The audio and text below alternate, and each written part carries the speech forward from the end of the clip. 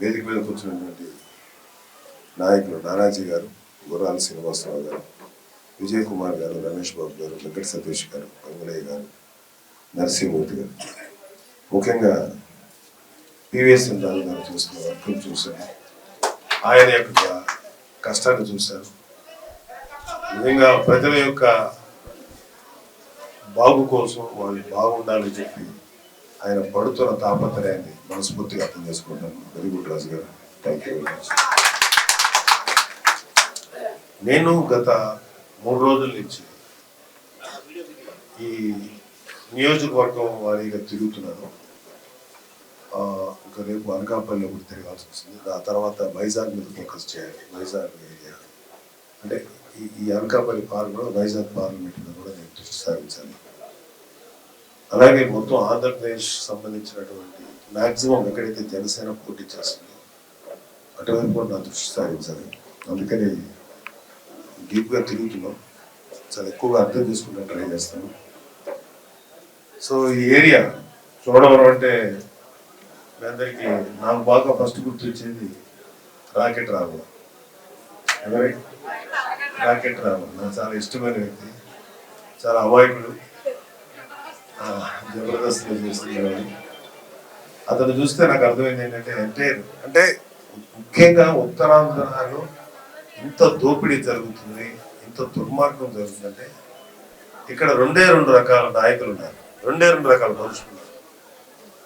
99.99% అమాయకులు, 0.001% మహాముదురులు అన్నమాట. వాళ్ళు నాయకులుగా మారారు. మిగతా 99% అమాయకులు. సో వాళ్ళకి వీళ్ళని ఎలా దోచుకోవాలి, వీళ్ళని ఎలాగ ఎక్స్ప్లాయిట్ చేయాలి, వీళ్ళని ఎలాగా అలాగే అంటే ఎటువంటి డెవలప్మెంట్ లేకుండా ఎప్పుడు అలా ఉంచాలనేది వాళ్ళకి తెలిసినంత గొప్ప వ్యక్తి అవుతుంది. నాకు తెలిసినంత ఇక్కడ చాలా దారుణమైనటువంటి వ్యక్తిత్వాల నాయకులు ఉన్నారు. మరీ ముఖ్యంగా చెప్పాలంటే వైసీపీలో ఉన్నంత క్రూరమైన నాయకులు, స్వార్థం, క్రూరత్వం, ఇలాంటి నాయకులు నేను ఇంతవరకు 1970 నుంచి నేను ఇంటర్మీడియట్ చదువుతున్నప్పటి నుంచి గమనిస్తున్నాను. ఇంత దుర్మార్గమైన నాయకత్వాన్ని ఎక్కడ వినలేదు, చూడలేదు. అంత దారుణంగా ఉంది. ఒక్కొక్కసారి ఏమైపోతుంది అంటే మనకి కర్మానం ఉంది. మనం ఏదైనా పని చేస్తే దానికి తగిన ఫలితం తీసుకుంటాం. ఒక్కొక్కసారి మనం వ్యక్తిగతంగా కొన్ని కర్మలు చేస్తాం, కానీ రాష్ట్ర వ్యాప్తంగా మనం చేసుకున్న కర్మ ఎవడ వైసీపీ నెత్తి మీద ఎక్కించుకొని ఆ కర్మను అనుభవిస్తున్నారు ప్రతి ఒక్కరు. అదే కరణం ధర్మశ్రీ లాంటి వ్యక్తి మాకు రోడ్లు లేవు, గోతులు ఉన్నాయనే మాట మాట్లాడేది. ఒక ఎమ్మెల్యేగా అయ్యింది అతను తన నియోజకవర్గంలో కనీసం రోడ్లు వేయించుకోలేని దుస్థితిలో ఉన్నాడంటే అంతకన్నా దారుణంగా ఎక్కడన్నా ఉంటుందా అనేది నేనేమంటానంటే, మీరు మన జన సైనికులు కానీ నాయకులు కానీ ఎవరైనా సరే ఎక్కడైనా సరే మేము ఇష్యూస్ మీద ప్రశ్నిస్తాం, విధానాల మీద ప్రశ్నిస్తాం. ఈ విధానం కరెక్ట్ లేదు, ఈ చట్టం కరెక్ట్గా లేదు, మీరు ప్రవేశపెట్టినటువంటి ఈ ఇష్యూ కరెక్ట్గా లేదు, ఇట్ల మీద ప్రశ్నిస్తాం. వాళ్ళు సమాధానం చెప్పడం రాదు, సరైనటువంటి ఎక్స్ప్లెనేషన్ ఇవ్వరు. ఏం చేస్తారంటే దాంతో వ్యక్తిగతమైనటువంటి దూషణకి లేకపోతే క్యారెక్టర్ అసాసినేషన్ ట్రై చేస్తారు. ఇక్కడ మనం గుర్తుంచుకోవాల్సింది ఏంటంటే, మేము ప్రజా జీవితంలో 1978 నుంచి ఉన్నాం. అది సినిమా అవనండి, రాజకీయం అవనండి, ఎన్నో చీత్కారాలు, ఎంతో మంది మాటలు పడ్డాం, ఎంతో మంది చేతులు అవమానాలు పడ్డాం. అలాగే ఎంతో మంది ఇలాంటి కోట్లాది మంది అభిమానులు, ప్రజల యొక్క అభిమానాలు కూడా పొందగలిగాం. మాకు ఏమనిపిస్తుంది అంటే, ఓకే ఎన్ని అవమానాలు ఎదురవని ఎన్ని అవనాయి ఈ ప్రజల కోసం మనం ఏం చేయాలి అనేటువంటి ఆలోచనతోటి ఆ రోజు చిరంజీవి గారు ప్రజారాజ్యం పార్టీ పెట్టిన అనేక కారణాలతోటి ఆ పార్టీ కాంగ్రెస్ విలీనం చేయడం జరిగింది. చాలా మంది డిసప్పాయింట్ అయ్యారు. ఆ నిరాశ పొందినటువంటి ప్రజల యొక్క ఆశని తిరిగి చిగురింపు చేయడం కోసం పవన్ కళ్యాణ్ గారు ఎంత గొప్ప పార్టీ జనసేన అంటే, ఎంత గొప్ప వ్యక్తిత్వం అంటే, ఐడియాలజీ మీద బతుకుతున్న పార్టీ, డబ్బుతో బతుకుతున్న పార్టీ, ఐడియాలజీ మీద ఉన్న పార్టీ. ఇవాళ ఇలాంటి యంగ్స్టర్స్ ఉన్నారు, ఇక్కడ చాలా మంది కుర్రోళ్ళు ఉన్నారు, అయితే వేరే మహిళలు ఉన్నారు. ఒక ప్రశ్నించడానికి, కాలు పట్టుకుని అడిగేయడానికి ఒక గొప్ప ప్లాట్ఫామ్ క్రియేట్ చేశారు, ఒక స్టేజ్ క్రియేట్ చేశారు. ఇవాళ ప్రభుత్వ విధానాల మీద గట్టిగా చాలా బలంగా పోరాడుతున్నది మన జన సైనికులు, వీర మహిళలు. ఈ విషయంలో నాకు ఎటువంటి సందేహం లేదు, అద్భుతంగా పోరాడు. ఎందుకంటే మీ పోరాటానికి, మీ ఫైటింగ్ స్పిరిట్ కి మూల కారణం ఎవరంటే పవన్ కళ్యాణ్. ఒక నిజాయితీ పరుడైన వ్యక్తి ఒక నాయకుడిగా ఉంటే కార్యకర్తలు కానీ ఎవరైనా సరే ఎంత బలంగా పోరాడగలుగుతారు, చేయగలుగుతారు, ఎంత బలమైన పోరాటం చేయగలుగుతారు అన్నది మన జనసేన తార్కం. సమస్యల మీద అవగాహన పెంచుకోవడం మనకు చాలా అవసరం. రేపు టీడీపీ, మన జనసేన టీడీపీ అలయన్స్ లో కలిసే ప్రభుత్వం ఖచ్చితంగా ప్రజలకు ఉపయోగపడే ప్రభుత్వం అవ్వాలి తప్ప, ఎందుకంటే మనకి ఇక్కడ జనసేన కలవటం వల్ల ఖచ్చితంగా ఒక అద్భుతమైన మార్పు తేవాలనేటువంటి నిర్ణయంతో మేము ఉండటం వల్ల ఖచ్చితంగా ఈ సమస్య మీద అవగాహన పెంచుకోవాలి. ఇంకా డీప్గా స్టడీ చేస్తున్నాం. అన్నిటికన్నా ఈ సుజలా స్రవంతి ప్రాజెక్ట్ని త్వరితగా పూర్తి చేయాలి. ఇలాంటి ప్రాజెక్టు 8 లక్షల ఎకరాలకి ఉత్తరాంధ్ర మొత్తం, అలాగే చోడవరంలో 1.5 లక్షల మంది రైతులకి ఉపయోగపడుతుందంటే నిజంగా చాలా, ఇది ఒక్కటి వస్తే చాలండి, చోడవరం ఎక్కడికో తీసుకెళ్ళగలం. అలాగే షుగర్ ఫ్యాక్టరీకి సంబంధించి ఇందాక పెద్ద ఆయన చెప్పారు, ఇంచుమించు ఎంతమంది అండి, 24,000 మంది రైతులు చోడవరం మండలం, అలాగే 4,000 మంది కార్మికులు. వీళ్ళని అంటే స్లోగా ఏం చేస్తారంటే ఈ నాయకులందరూ ఇలాంటి ఫ్యాక్టరీస్ని, ఇలాగ ఆదాయాలు ఇచ్చే వాటిని స్లోగా సిక్ చేసి, అంటే వాటిని నెమ్మదిగా క్షీణించిపోయేలా చేసి క్లోజ్ చేస్తారు. ఇవాళ ఆంధ్రప్రదేశ్లో ఎన్ని షుగర్ ఫ్యాక్టరీస్ ఉన్నాయో అన్ని సిక్ ఇండస్ట్రీస్ అయిపోయాయి. మనం మేము తిరిగినటువంటి నియోజకవర్గాల్లో చాలా చోట్ల ఇలా క్లోజ్ అయిపోయినటువంటి ఇండస్ట్రీస్ ఉన్నాయి. వాళ్ళ దృష్టి ఏంటంటే ఇలాంటి ఇండస్ట్రీస్ క్లోజ్ చేసి నెమ్మదిగా ప్రజల దృష్టిని మరలించి అక్కడ ఉండే ఆ ఇండస్ట్రీ తాలూకు ల్యాండ్ని ఎలా వాడుకోవాలి, ఎలా కబ్జా చేయాలని ఆలోచించేవాళ్ళు. అలాగే ఈ ప్రాంతంలో వైద్య సదుపాయం 50 పడకల ఆసుపత్రి అన్నారు. 50 పడకలు ఏంటది? ఇలాంటి చోట అంటే ఫస్ట్ పాయింట్, ఎమర్జెన్సీగా ఏదన్నా ఇష్యూ వచ్చినప్పుడు ప్రజల ఆరోగ్యాన్ని రక్షించాల్సినటువంటి బాధ్యత ప్రతి ప్రభుత్వం మీద ఉంది. పవన్ కళ్యాణ్ గారు ఒక సందర్భంలో చెప్పిన మాట, విద్య వైద్యం ప్రజలకు ఫ్రీగా ఇవ్వాలి. మీరు ఎన్నైనా చెప్పండి, అది ఇంగ్లీష్ మీడియంగా డెవలప్ చేద్దామా, మన భాషలో తెలుగు మీడియంగా డెవలప్ చేద్దామా, దట్ ఈస్ సెకండరీ. జ్ఞానాన్ని సంపాదించడానికి లాంగ్వేజ్ అవసరం. ఇవాళ ప్రపంచంలో చాలామంది మహాజ్ఞానులకి ఇంగ్లీష్ రాదు, కానీ వాళ్ళు జ్ఞానులుగానే గుర్తించారు. సో జ్ఞానం అనేది ముఖ్యం. ఏ లాంగ్వేజ్ అయినా పర్లేదు, ఎటువంటి మీడియం అయినా పర్లేదు. సో ముందు విద్య అనేది చాలా డెవలప్ అవ్వాలి. ఎందుకంటే ఇలాంటి చిన్నపిల్లలు ఉన్నారు ఇక్కడ, మేము వాళ్ళు ఏదో వచ్చారు వెళ్ళిపోతారు వాళ్ళ తల్లిదండ్రులతో అనుకోవట్లేదు. వీళ్ళకి ఎలా ఉంటుంది వీళ్ళ భవిష్యత్తు? మాది 60 దాటిపోయి ఉంది, వీళ్ళ లైఫ్ ఎలా ఉంటుంది, వీళ్ళ జీవితం ఎలా ఉంటుంది, వీళ్ళు ఎలాంటి సమస్యల్ని ఫేస్ చేయాలి, వీళ్ళకి ఏమన్నా భవిష్యత్తులో మంచి జీవితం ఎలా ఉంటుంది అనే ఆలోచించినప్పుడు మాకే ఉక్కిరిబిక్కిరిగా ఉంటుంది. ఇప్పటికైనా మీరు ఆలోచించి పవన్ కళ్యాణ్ లాంటి లీడర్ని, ఆయన నాయకత్వంలో వస్తున్న జనసేన పార్టీ తాలూకు అభ్యర్థులు మనం కలిసి అలయన్స్లో వెళ్తున్నటువంటి టీడీపీ వాళ్ళతో సహా ముందుకు వెళ్తున్నాం. మేము మీకు కేవలం మీకు ఎలా సర్వీస్ చేయాలి. ఎందుకంటే ఇవాళ ఈ రోజుకి కూడా మనం కొంతమంది నాయకుల గురించి మాట్లాడుతున్నాం.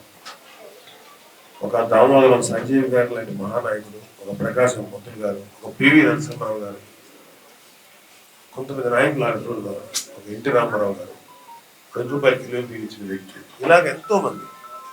కానీ ఎంతోమంది నాయకులు గుర్తుపెట్టుకుంటారు, కానీ ఎవరైతే నిజంగా ప్రజలకు సర్వీస్ చేస్తారో ఆ నాయకులు మాత్రం ప్రజల జ్ఞాపకాలను ఎప్పటికీ పోరు. వాళ్ళు ఎప్పుడు వాళ్ళలాగే ఉంటారు. సో మాకు ఎంత పేరు వస్తుందో ఏంటో సెకండరీ, అట్లీస్ట్ చనిపోయేటప్పటికి అరే ఈ ఏరియాలోనో ఈ ప్రాంతంలోనో ఈ రాష్ట్రంలోనో ఈ మాత్రం మార్పు తేగలిగామని తృప్తి ఉంటే చాలు. అంతకు మించి మేము ఏమీ కోరుకోవట్లేదు. ఈ రోజుకి కూడా ఆంధ్రప్రదేశ్లో ఇలాంటి ఈ ఏరియాలో తాగునీటి సౌకర్యం లేదు, డ్రైనేజీ వ్యవస్థ సరిగా లేదు, సరైన చదువు లేదు, సరైన కాలేజీ లేవు, సరైన వైద్య సదుపాయం లేదు. ఇవన్నీ కూడా కష్టపడి కాస్త దృష్టి పెట్టగలిగితే ఆ ఊరు ఎమ్మెల్యేగా కానీ లేదా ఎంపీగా కానీ లేకపోతే ఆ ఊరు నుంచి రిప్రజెంట్ చేసే మినిస్టర్ కానీ ఖచ్చితంగా ఈ ప్రాబ్లం సాల్వ్ అవుతాయి. నాకు ఇప్పటికీ అర్థం కాదు. దీన్ని ఇంగ్లీష్లో పొలిటికల్ బిల్ అంటారు. అంటే రాజకీయంగా మనం ఏం చేయగలుగుతాం ప్రజలకి, మనకున్న సెక్యూరిటీ అనే ఆలోచన ఎప్పటికీ లేదు. ఒక్కొక్కసారి ఏమనిపిస్తుంది, చాలా ఫ్రస్ట్రేషన్ వస్తుంది. ఇలాంటి వాళ్ళకు ఇలాంటి దుర్మార్గమైనటువంటి పరిపాలకులు మనం ఎదుర్కొన్నది. మరి మాకైతే చాలా చాలా విసుగుంది. మీకు విసుగుందో లేదో ఒకసారి చాలా ఉంటుంది ఖచ్చితంగా. ఎందుకంటే మాకు ఇంత దుర్మార్గమైన ప్రభుత్వం. సో ముఖ్యంగా మనకి ఇక్కడ వ్యవసాయ ఆధారితమైనటువంటి ప్రాంతాలు. పవన్ కళ్యాణ్ గారు రైతుల కోసం, ఆయన కౌలు రైతుల కోసం సూసైడ్ చేసుకోవాలి, లేకపోతే చనిపోతే వాళ్ళకి నిలబడ్డారు.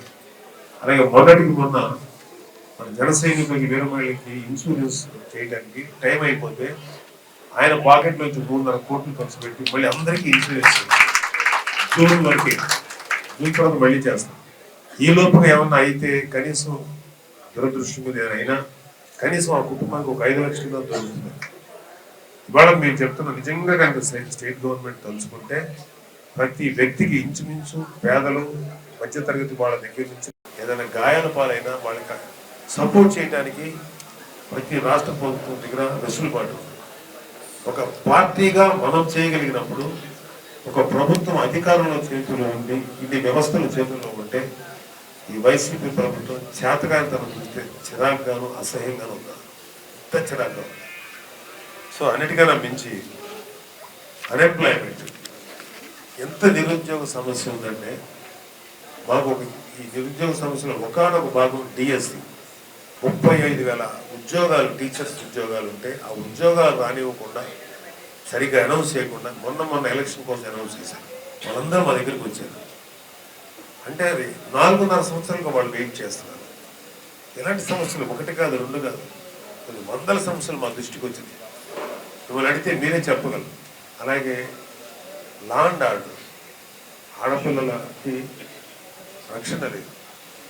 మన ఆడబిడ్డలు, మన చెల్లెళ్ళు, మన అక్కలు, మన బిడ్డలు వాళ్ళు బయటికి వెళ్తే ఏమైపోతుందో, ఎటువంటి లైఫ్, ఎలాంటి ప్రమాదాలకు వస్తారు, గురవుతారో, ఎలాంటి పరిస్థితులు ఏర్పడుతున్నాయి ప్రతి తల్లి ప్రతి తండ్రి టెన్షన్ పడుతుంటారు.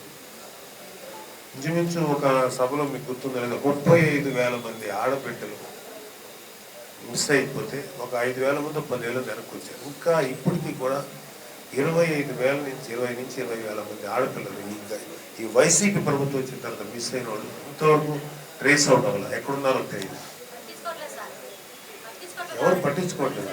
చాలా దారుణంగా. అంటే మాకు అదే ఇందాక మన చెల్లెలు కాదని అంటున్నారు. మన చెల్లు, మన తెల్లు, మన బిడ్డ ఇది అంటే మనకేంటంటే పక్కింట్లో అయితే పాపులే అనుకుంటారు. అంటే మనకే అయితే ఎలా ఉండాలనేది మనం అందరూ ఆలోచించాలి. అంటే ఆడపిల్లల రక్షణ లేకుండా పోయింది. లేదమ్మా, మీరు కాన్ఫిడెంట్గా ఉండండమ్మా. ఖచ్చితంగా జనసేన ప్రభుత్వం వచ్చిన తర్వాత స్ట్రిక్ట్గా లా అండ్ ఆర్డర్ని ఇంప్లిమెంట్ చేసి ఎవరైతే తప్పు చేశాడో ఏదో విధంగా, అటు ఆడపిల్లలకు సంబంధించి కానీ క్రైమ్ కానీ ఎవరు చేసినా సరే పోలీసు వ్యవస్థని అత్యంత బలోపేతం చేస్తాం. అన్ని వ్యవస్థలు బలోపేతం, ఒక్కొక్కరిని మెడబెట్టి సెల్లోకి తోసి వారికి తగిన శిక్ష పడే విధంగా మేము 100% కృషి చేస్తాం. మీ దగ్గర నుంచి మాకు కావాల్సిన ఏంటంటే మీరు మాకు మీ ఓటు అనే బలాన్ని మాకు ఇవ్వండి. అదొక్కటి చాలు. మీ రక్షణ కోసం మా జీవితాలు ఇస్తాం. పవన్ కళ్యాణ్ గారు నమ్మండి చాలు. ఆయన ఎన్నోసార్లు ఆవేదన పొందారు.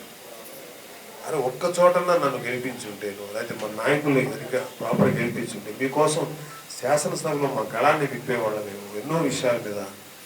అది కూడా అవకాశం నాకు ఇవ్వలేకపోయారని ఆవేదన పడినా, ఒకటైతే నిజం, ఆయన వెనక్కి తగ్గరు, వెనక్కి వెళ్ళరు. ఎందుకంటే ఏ ఆశ లేని వాడితో చేసే పోరాటం చాలా దారుణంగా ఉంటుంది. నాకేదో కావాలని చేసేవాడి పోరాటం వేరే ఉంటుంది. ఏ ఆశ లేకుండా పోరాటం చేసేవాడి పోరాటం చాలా తీవ్రంగా ఉంటుంది. ఓడిపోతామని మాకు భయం లేదు, గెలిస్తే కొమ్ములు నెత్తికెక్కు, మా కొమ్ములు ఎక్స్ట్రా. ఏదైనా సరే ప్రజలకు సేవ చేస్తే. భీముల నాయకులు ఒక మంచి డైలాగ్, గజనీ మహమ్మద్ 16 సార్లు దండయాత్ర చేశాడు. దండయాత్ర చేసి ఫైట్ విసుగు లేకుండా ప్రయత్నించి సక్సెస్ అయిన గజనీ మహమ్మద్ పేరు గుర్తుంటుంది, కానీ ఎవరి మీద యుద్ధం చేశాడో అతని పేరు గుర్తులేదంట. చాలా మంచి మాట. మీ వైపు మేము నిలబడతాం. ముఖ్యంగా ఈ చోడవరం గురించి మేము చాలా విన్నాం. మీ ఆప్యాయత అనురాగాలు వస్తున్నప్పుడు మీ కళలో మేము చూసాం.